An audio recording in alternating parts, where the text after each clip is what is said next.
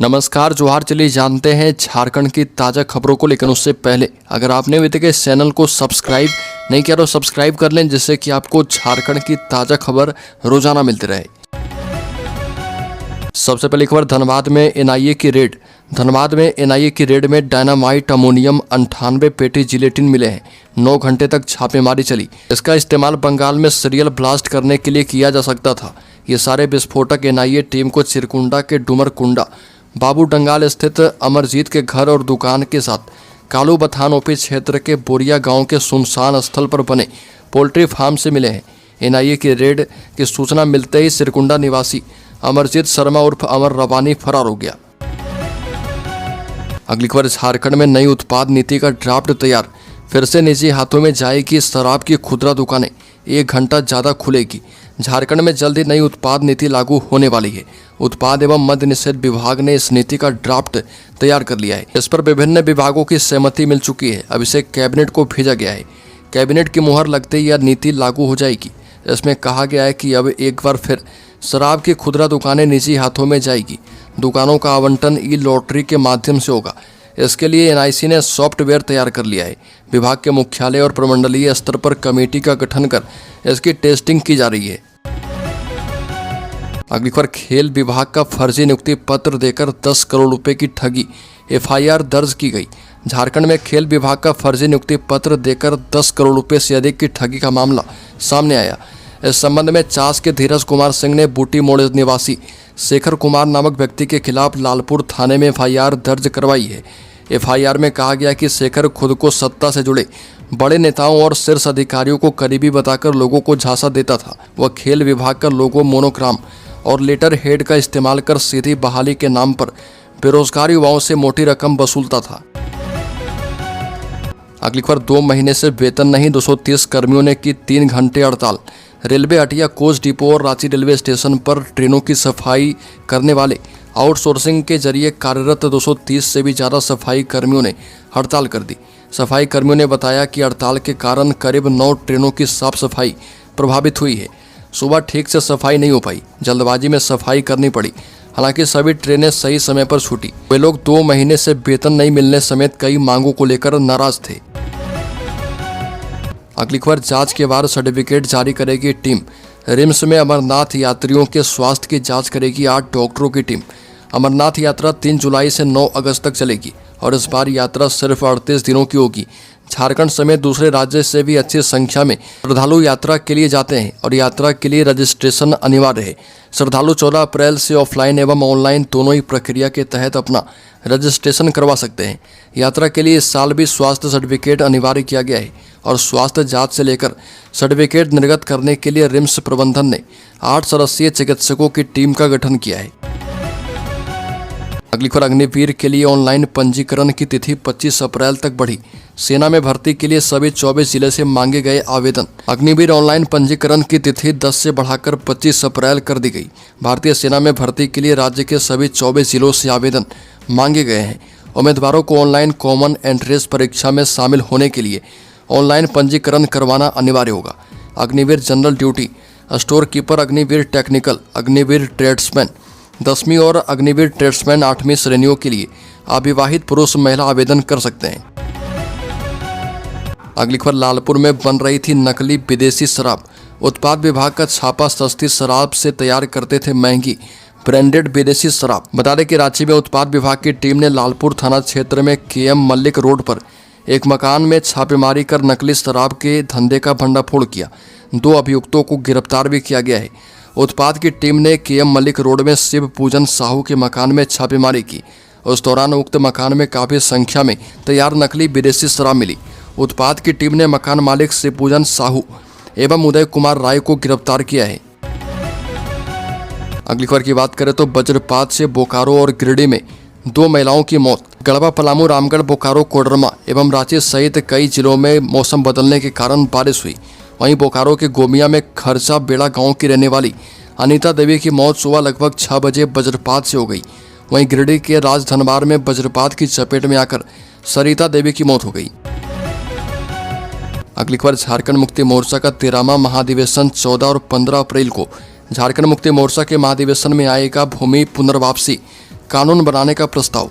झारखंड मुक्ति मोर्चा का 13वां महाधिवेशन 14 और 15 अप्रैल को खेलगांव के हरिवंश टाना भगत स्टेडियम में किया जाएगा। इसमें पार्टी भूमि पुनर्वापसी कानून बनाने का प्रस्ताव लाएगी। राज्य में आदिवासियों की जमीन को उनके मूल मालिकों को वापस करने के लिए कानून बनाने का प्रस्ताव पार्टी रखेगी। पार्टी सरकार पर यह दबाव बनाएगी कि वह विधानसभा के अगले सत्र में यह विधेयक लाए। पार्टी अपने उन सभी कोर एजेंडों को लागू करने के लिए सरकार पर दबाव बढ़ाएगी जो कभी उनके आंदोलन का प्रमुख विषय हुआ करता था। वहीं संथाल परगना प्रमंडल के करीब 1 लाख आदिवासी परिवारों के पास उनके जमीन के कागजात नहीं है। उनके घर या खेत जो उनके कब्जे में है वह पीढ़ी दर पीढ़ी से उनके पास तो हैं, पर उनके पास इसका कोई सबूत नहीं है और इन सबको पट्टा देने के लिए पार्टी प्रस्ताव पारित करेगी।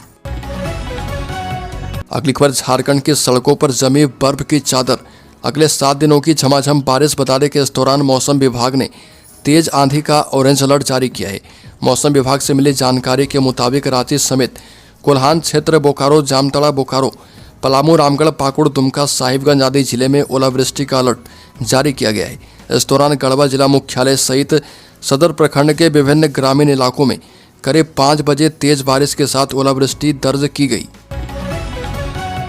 अगली खबर, झारखंड की मैया सम्मान योजना में नया अपडेट। 16 लाख महिलाओं को मिली आर्थिक सहायता। झारखंड सरकार की महत्वाकांक्षी योजना मैया सम्मान योजना में एक महत्वपूर्ण विकास हुआ है। हेमंत सोरेन की सरकार के द्वारा संचालित इस योजना के अंतर्गत अब 16 लाख महिलाओं के बैंक खातों में सीधे आर्थिक सहायता का वितरण शुरू हो गया है। इस योजना के तहत लाभार्थियों को हर महीने 2500 रुपये दिए जाते हैं, जिससे वो आत्मनिर्भरता की ओर बढ़ पाए।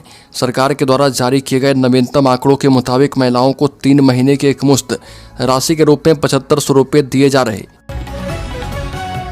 अगली खबर, झारखंड के पेयजल एवं स्वच्छता विभाग में हुए घोटाले में नए खुलासे हो रहे। जांच में पता चला है कि घोटाले को अंजाम देने में बड़ा रैकेट सक्रिय रहा। सरकार के अनुसंधान में ये बातें सामने आई है। पेयजल और कोषागार के 1 दर्जन से भी ज्यादा अधिकारी और कर्मचारी संदेह के घेरे में हैं। 20 करोड़ की अवैध निकासी में रोकड़पाल संतोष कुमार मास्टरमाइंड था और फर्जी निकासी का मोहरा था। पेयजल विभाग और कोषागार की साठगांठ से इस खेल को अंजाम दिया गया। अगली खबर, राज्य कर्मियों ने मांगों के समर्थन में निकाली rally. Jharkhand officers teachers and employees federation के बैनर तले ध्यानाकर्षण रैली पथरगामा में निकाली गई।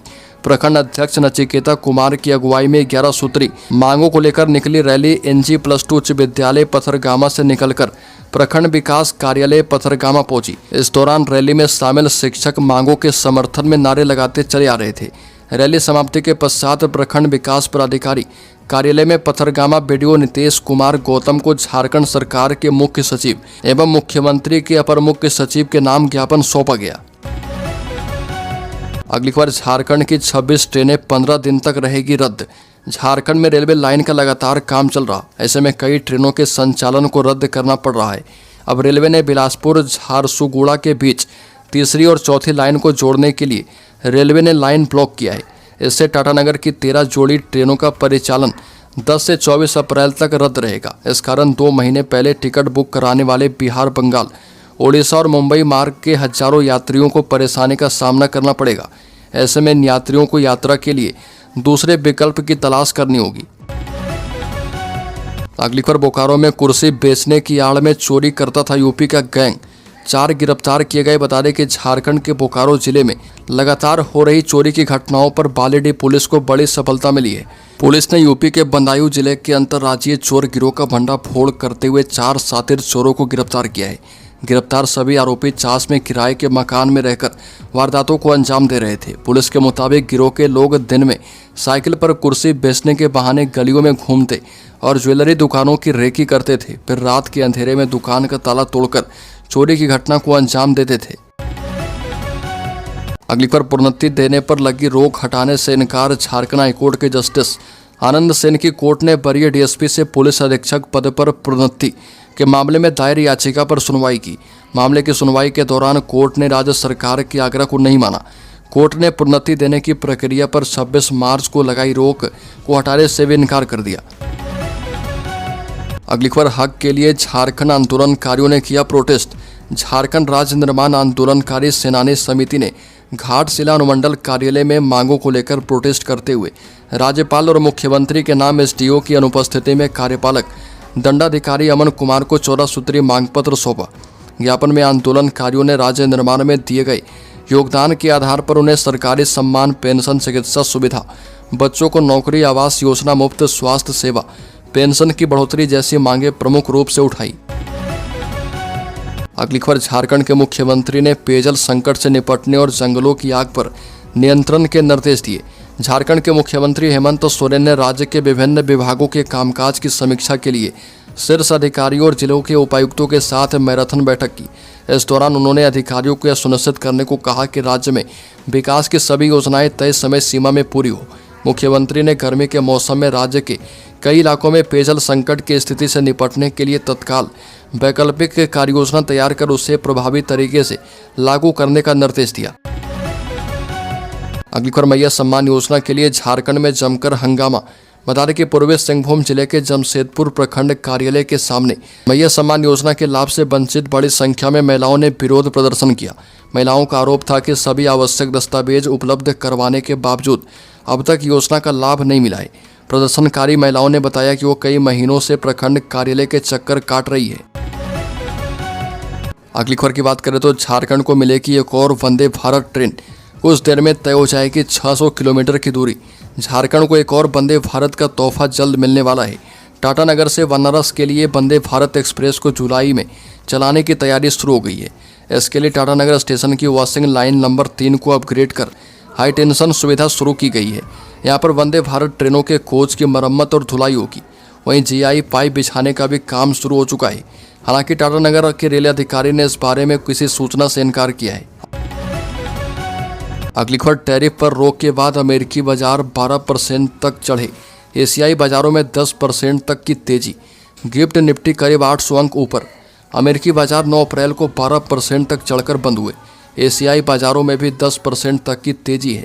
वहीं भारतीय बाजार महावीर जयंती के छुट्टी के कारण बंद है।